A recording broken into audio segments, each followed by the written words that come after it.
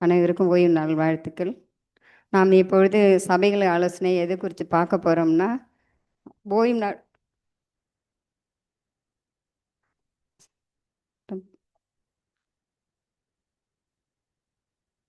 ஓய்வு நாள் ஆசரிப்பை குறித்து பார்க்க போகிறோம். ஓய்வு நாள் ஆசரிப்பு நமக்கு அனைவருக்கும் ஓய்வு நாளை கடைப்பிடிக்கிற பிள்ளைகளுக்கு தெரியும் நம்ம எப்படி ஆசரிக்கணும்னு. ஆதி 2ஆம் அதிகாரம் 1, 2, 3வது வசனத்தில் தேவன் வந்து என்ன சொல்கிறாங்கன்னா, 6 நாளும் வானம் பூமி என்ற சராசரங்களையும் படைத்து 7ஆம் நாள் ஓய்ந்திருந்தாங்க. அந்த நாளை ஆசீர்வதித்தாங்க, அந்த நாளை பரிசுத்தப்படுத்தினாங்க அப்படின்னு பார்க்குறோம். அந்த நாள் ஆசிரிக்கிற பிள்ளைகளுக்கு எப்பேற்பட்ட ஆசீர்வாதம் இருக்குங்கிறத ஓய்வு நாளை கடைப்பிடிக்கிற பிள்ளைகளாகிய நமக்கு எல்லாருக்குமே தெரியும். ஆனால் அந்த ஓய்வு நாள் ஆசரிப்பை நம்ம எப்படி கடைப்பிடிக்கிறோங்கிறது தான் இன்றைக்கி வந்து என்ன செய்யணும், ஓய்வு நாளில் என்ன செய்யக்கூடாதுங்கிறத நமக்கு வந்து சில அறிவுரையாக கொடுத்துருக்குறாங்க. ஓய்வு நாளில் நம்ம என்னென்னலாம் செய்யணும், என்னென்னலாம் செய்யக்கூடாதுங்கிறத சில காரியத்தை நம்ம சுருக்கமாக பார்த்து முடிக்கலாம். ஓய்வு நாளில் வந்து சூரியன் அஸ்தமாகிறதுக்கு முன்னவே வெள்ளிக்கிழமை ஆயத்த நாளாக தேவன் அதுக்கு முந்தின நாள் கொடுத்துருக்குறாங்க. அந்த நாளில் வந்து தேவன் வந்து என்ன சொல்லியிருக்கிறாங்க அப்படின்னா, ஆயத்த நாளில் என்னென்ன வேலைகள் செய்யணுங்கிறது தேவனுடைய பிள்ளைகளுக்கு தெரியும். இருந்தாலும் அதை நான் இப்போ சுருக்கமாக சொல்ல கடமைப்பட்டிருக்கேன். அந்த நாளுக்குரிய வீடு வாசல் சுத்தம் பண்ணுற இன்னும் என்ன சொல்கிறாங்கன்னா, அந்த 6 நாளும் ஓய்வு நாளில் நம்ம வரவேற்கணுமா.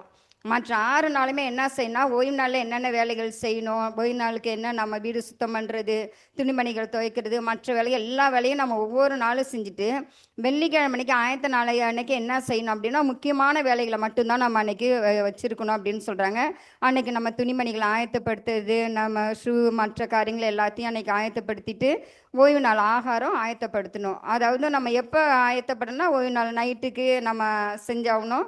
அதே மாதிரி ஓய்வு நாள் காலையில், ஓய்வு நாள் மதியம் 3 வேளை ஆகாரத்தை நம்ம ஆயத்தப்படுத்துறதுனால நம்ம சூரியன் அஸ்தமனத்துக்கு முன்னவே, அதாவது 5 மணிக்குள்ளவே நம்ம ஆயத்தப்படுத்திட்டு தேவனை வந்து வரவேற்கிற விதமாக பிள்ளைகள் குடும்பத்தில் உள்ள எல்லாரும் சேர்ந்து ஒன்று கூடி அந்த வாரம் முழுவதும் நம்ம எவ்வளோ தவறுகள் தப்பிதங்கள் குற்றங்குறைகள் செய்திருப்போம். நம்ம எல்லாருமே மாம்சத்தில் பிறந்து வளர்ந்தோம் தானே. நம்ம பாவம் செய்த ஒருத்தர் கூட இருக்க மாட்டோம். நம்ம சொல்லாலோ செய்யல ஏதோ பாவம் செய்திருப்போம். ஒருவருக்கொருவர் சகோதர சகோதரிகளை நம்ம பாவத்தை அறிக்கையிட்டு நம்ம ஓய்வு நாளை வரவேற்கிற விதமாக எல்லாரும் கணவன் மனைவி பிள்ளைகள் கூட பிறந்தவர்கள் எல்லாருமே குடும்பத்தில் எத்தனை நபர் இருக்கோமோ அத்தனை பேரும் ஒன்று கூடி தேவனை வந்து வரவேற்கணுமா.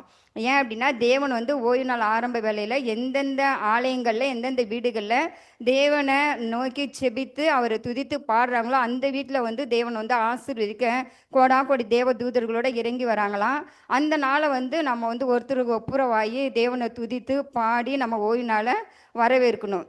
அந்த ஓய்வு நாளை நம்ம வரவேற்றுட்டோன்னா அந்த வெள்ளிக்கிழமை நைட்டு ஓய்வு நாள் ஆரம்பமாகிறது சனிக்கிழமை சாயந்தரம் சூரியன் அஸ்தமாகிற வரையும் அந்த நாள் யாருக்குரிய நாள், தேவனுக்குரிய நாள். அந்த நாளை நம்ம வந்து எக்காரத்தை முன்னிட்டும் அவருடைய நாளை நம்ம திருடி 10 கற்பனையில் ஒன்றை நம்ம மீறிடக்கூடாது. தேவன் வந்து 10 கற்பனையில் ஒரு கற்பனை வந்து திருடாதுன்னு கொடுத்துருக்காங்க. அப்போ அவருடைய நாளை அவருக்கு உண்மையாக செய்யணும் அப்படின்னாக்கா நம்ம என்ன செய்யணும் அப்படின்னா, பிள்ளைகளோடு சேர்ந்து நேரம் எடுத்து வேத பாடத்தை ஓய்வு நாள் பாடத்தை சொல்லணும். நம்ம காலையில் எழுந்திரிச்சோன்னா அதிகாலை எழுந்திரிச்சு தேவனை தேடணும். இது நம்ம தினசரி செய்கிற காரியங்கள் செஞ்சுட்டு அப்புறம் நம்ம என்ன செய்யணும், நம்ம சுத்தம் பண்ணிட்டு நம்ம என்ன செய்யணும், ஆலயத்துக்கு போகணும். ஆலயம் முடித்தோடனே இன்றைக்கி அநேகர் என்ன பண்ணுறோம், வீட்டுக்கு போயிடுறோம். எப்போ ஆலயம் முடியும்னு பார்க்குறாங்க. அதே போதர் கொஞ்சம் நேரம் பட செய்தி எடுத்துட்டாங்கன்னா இன்னும் இந்த பாஸ்ட் முடிக்க மாட்டேங்கிறாங்க, சீக்கிரம் முடித்தா நம்ம வீட்டுக்கு போகலாம் அப்படின்ற ஒரு சிந்தனைலாம் கூட வருது. நம்ம பரிசுத்தமாக ஓய்வு நாளை நம்ம ஆசரிக்க நம்மளை அர்ப்பணிக்கக்குள்ளே நம்ம என்ன பண்ணுறோன்னா, ஓய்வு நாள் முடிஞ்ச உடனே நம்ம ஆகாரம் ஒருவருக்கு ஒரு வந்து அன்பை பரிமாறிக்கொண்டு நான் என்ன செய்யணும் அப்படின்னா, ஆலயத்தில் உள்ள விசுவாச பிள்ளைங்க இன்னைக்கு அநேகர் வந்து ஊழியம் செய்கிற வந்து போதவருடைய வேலை, பாஸ்டமாக தான் செய்வாங்க. நமக்கு என்னங்கிற மாதிரி வராங்க, ஓய்வு நாள் ஆசரிக்கிறாங்க, ஆலைக்கு வந்துட்டு ஆலயம் முடிஞ்சது அவங்க வீட்டுக்கு போயிடுறாங்க. அப்படி நம்ம செய்யக்கூடாதுன்னு சொல்கிறாங்க. 2 பேராக நம்ம என்ன பண்ணோன்னா சேர்ந்து 2 பேரும் ஏன் போக சொல்லியிருக்காங்க, தேவனே 2 சீஷர்களை அனுப்புனாங்க தெரியுங்களா யாருக்காச்சும்? ஏன் 2 பேரும் அனுப்புனாங்க? ஏன் ஒருத்தர் போகக்கூடாதுங்களா? ஏன் 2 பேர் போனாங்க? யாராவது தெரிஞ்சவங்க கொஞ்சம் சொல்லுங்களா? யாருக்கா தெரியுமா ஏன் 2 பேரா போக சொன்னாங்கன்னு? ஃபஸ்ட்டு உங்களுக்கு தெரியுமா ஃபஸ்ட்டு? அது மெயினாக எதுக்கு சொல்கிறாங்கன்னா, ஒருத்தவங்க வந்து தேவனுடைய அன்பை போய் நான் சந்திக்கிற நபர் சொல்லக்குள்ள ஒருத்தவங்க வந்து ஜெபத்திலே இருக்கணுமா, ஜெபிக்கணுமா. இவங்க சொல்கிற இந்த வார்த்தை வந்து அவங்கக்குள்ள அது கிரியை செய்யணும் அப்படின்னு சொல்லிட்டு ஜெபத்தோடயே இருக்கணுங்கிறனால தான் தேவன் வந்து மெயினாக இரண்டு இரண்டு பேராக அனுப்புகிறாங்களாம். அப்போ ரெண்டு ரெண்டு பேரை என்ன செய்யணும், ஓய்வு நாள் முடிஞ்ச உடனே வீடுகள் சந்திக்கணும். எங்கெங்கே போய் சந்திக்கலாம்னா, வராத இன்னைக்கு ஒரு விசுவாசி வந்திருக்கிறாங்க, போன வாரம் புது ஆத்துமாக்கள் நம்ம சபைக்கு கொண்டுட்டு வந்தோம், இந்த வாரம் வரல, சபையை முடிச்சுட்டு நம்ம போயிட்டு அவங்கள போய் பார்க்கலாம். இப்போ நிறைய விசுவாசிங்க வராங்க, உடம்பு பலகீனத்து நிமித்தமும் குடும்ப பிரச்சனை நிமித்தம் பல காரண நிமித்தம் அவங்க என்ன பண்ணுறாங்க அப்படின்னா ஆலயத்துக்கு வர அவங்களுக்கு தடைப்பட்டுடுது. உடனே என்ன செய்யணும், ஆலயம் முடிஞ்ச உடனே அவங்க வீட்டுக்கு தான் நம்ம ஃபஸ்ட்டு போகணும்.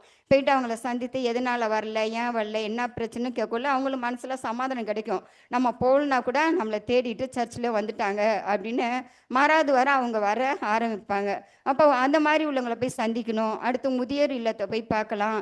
அனாதை பிள்ளைங்களை போய், பெற்றோரில் கைவிடப்பட்ட பிள்ளைகளால் கைவிடப்பட்ட பெற்றவர்கள், அப்புறம் ஹாஸ்பிட்டலுங்க, இந்த மாதிரி இடங்கள்லாம் நம்ம போய் சென்று அவரோட ஊழியத்தை நம்ம போய் செய்யணும். இந்த நாள் ஓய்வு நாள் அஸ்தமாகிற வரையும் நம்ம வந்து அசதியோ ரெஸ்ட்டோ தேவையில்லாத காரியங்களோ தேவையில்லாத பேச்சுகளோ எதுவுமே வந்து தேவன் வந்து நமக்கு அனுமதிக்கலை. இந்த நம்ம ஒரு சின்ன வார்த்தையை நம்ம சொந்த கருத்தை பேசினோம்னா கூட அந்த நாளை நம்ம மீறி அந்த காரியங்களை செய்தாச்சு. உதாரணத்துக்கு சொல்ல போனோன்னா, இன்னைக்கு ஓய்வு நாள், இன்னைக்கு நான் வரமாட்டேன், நான் ஞாயிற்றுக்கிழமை நான் ஊருக்கு வரேன், நான் வரேன்னு இன்னைக்கு நாளைக்கு போகிறத குறித்து இன்னைக்கு நம்ம பேசினோம்னா கூட அந்த போன காரியத்தை செய்த காரியத்தை நம்ம செய்தது ஆயிற்று அப்படின்னு சொல்கிறாங்க.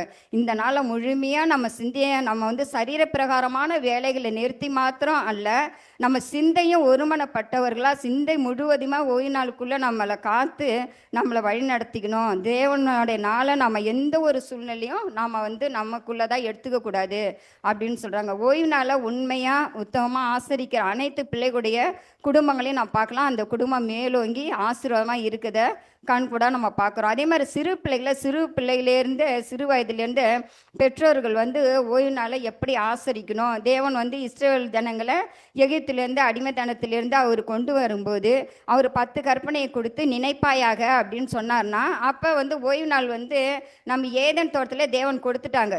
அப்போ இஸ்ரேல் ஜனங்க அந்த அடிமைத்தனத்தில் அங்கே சிக்கியிருந்த நாட்கள் என்ன பண்ணாங்க அப்படின்னா, ஓய்வுனால அவங்க வேலை பழுவுனால மறந்துட்டாங்க. முதியோருங்க கை கொண்டாலும் கடைப்பிடிச்சிருந்தா கூட அவங்களுக்கு கீழே வந்த தலைமுறைகள் என்ன பண்ணாங்க அப்படின்னா அதெல்லாம் மறந்துருந்தாங்க. அதனால தான் மீண்டும் தேவன் என்ன பண்ணாங்கன்னா அவங்கள வெளியில் கொண்டுட்டு வந்து அவங்க வந்து சீனாய் மலையில் 10 கற்பனையை கொடுத்து நினைப்பாயாக 10 பிரமாணங்களை நீங்கள் கடைப்பிடிங்க அப்படின்னு சொல்லி நம்ம கருத்தில் கொடுத்தாங்க. அப்போ மறந்ததுனால தான் திரும்பவும் தேவன் வந்து நினைப்பாயாகன்னு நம்மகிட்ட சொல்கிறாங்க. அதே மாதிரி ஓய்வு நாளை உண்மையாக உத்தமமாக கடைப்பிடிக்கிற ஒவ்வொரு பிள்ளைகளையும் தேவன் ஆசீர்வதிக்கிறாங்க. அந்த நாளை எந்த ஒரு சூழ்நிலையும் நம்ம அசதியாவோ அலட்சியமாவோ அது செய்யாதபடி ஒவ்வொரு நொடியும் அது பரிசுத்தமான நாள், பரிசுத்தமான வேலை. அந்த நாளை நம்ம அசதியாக இருக்கக்கூடாது. அக்கம் பக்கத்தில் உள்ளவங்களுக்கு சத்தியத்தை சொல்லலாம், நம்ம கூடி செபிக்கலாம், கூடி வேத பாடம் எடுக்கலாம். ஆனால் இப்போ சொன்ன மாதிரி அநேக பிள்ளைகளை போய் அந்த நாளில் சந்திக்கலாம். அந்த நாளில் வந்து நம்ம நன்மையான காரியங்களை நிறையா செய்யலாம். ஆனால் யூதருங்க சொன்ன மாதிரி அந்த நாளை நம்ம வந்து அது பாரமாக எடுத்துக்கொள்ளாதபடி ஓய்வு நாளில் தேவனே நன்மையில் செய்தான்னு பார்க்குறோம். அநேக அற்புதங்களை அதிசயங்களை தேவன் எந்த நாளில் செஞ்சாங்க அப்படின்னா ஓய்வு நாளில் தான் செய்தாங்கன்னு பார்க்குறோம். அதே மாதிரி நன்மையான காரியங்களை நம்ம கண்டிப்பாக செய்யலாம், அதை தேவனே அனுமதிக்கிறாங்க. இன்னொன்று என்ன சொன்னால், ஓய்வு நாளை உண்மையாக கடைப்பிடிக்கிற பிள்ளைகள் எப்படி இருக்கிறாங்கன்னா, ஏசாயா 58ஆம் அதிகாரம் 13, 14 வசனம் யாரோ கொஞ்சம் வாசிங்க, நான் முடிச்சிடுறேன். ஏசாயா 58ஆம் அதிகாரம் 13, 14 நம்ம எப்படி இருக்கணும்ன்ட்டு தேவன் வந்து நமக்கு சில காரியங்களை சொல்லியிருக்கிறாங்க.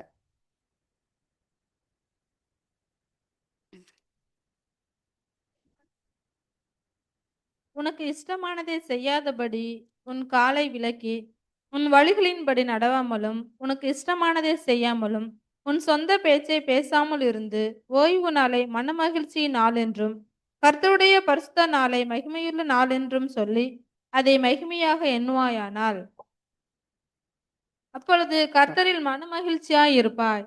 பூமியின் உயர்ந்த இடங்களில் உன்னை ஏறி இருக்கபடி பண்ணி உன் தகப்பனாகிய யாக்கோபுடைய சுதந்திரத்தால் உன்னை போஷிப்பேன். கர்த்தருடைய வாய் இதை சொல்லிற்று.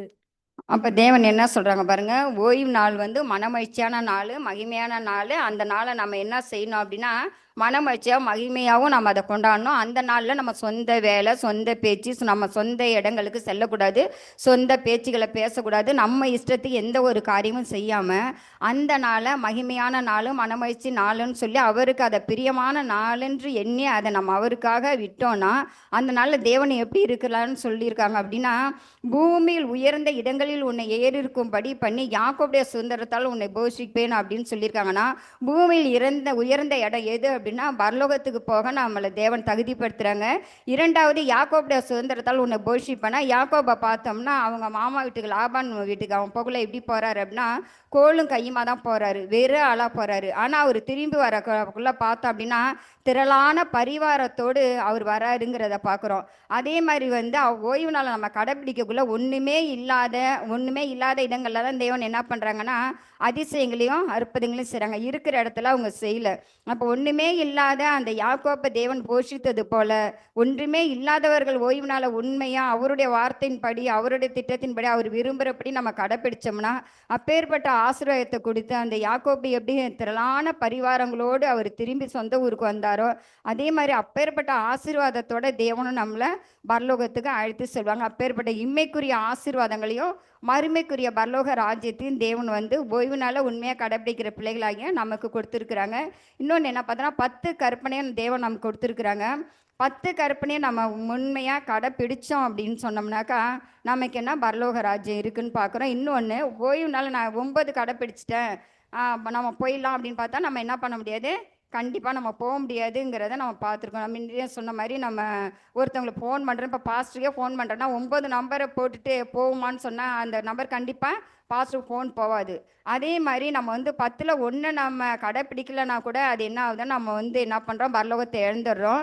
அதே மாதிரி இன்றைக்கி முழு கிணறுல முக்கால் கிணறு தாண்டிட்டு நான் தாண்டா போயிடுவோம் அப்படின்னு நினச்சா போக முடியாது. எங்கே விழுவோம் அப்படின்னா கிணத்துக்குள்ளே தான் விழுவோம். அப்போ அது மாதிரிலாம் தேவனுடைய 10 கற்பனை உண்மையாக நான் கடைப்பிடிக்கணும்னா அதில் மெயினாக தேவன் 4வது கற்பனையாக நம்ம இருதய மத்தியில் வச்சுருக்கிற ஓய்வுனால உண்மையாக நம்ம கடைப்பிடிச்சா மட்டும்தான் நம்ம பரலோகம் போக முடியும். அப்போ உண்மையாக ஓய்வு நாளை கடைப்பிடிக்கிற பிள்ளைங்க மற்ற 9 கற்பனையிலையும் கரெக்டாக இருப்பாங்க.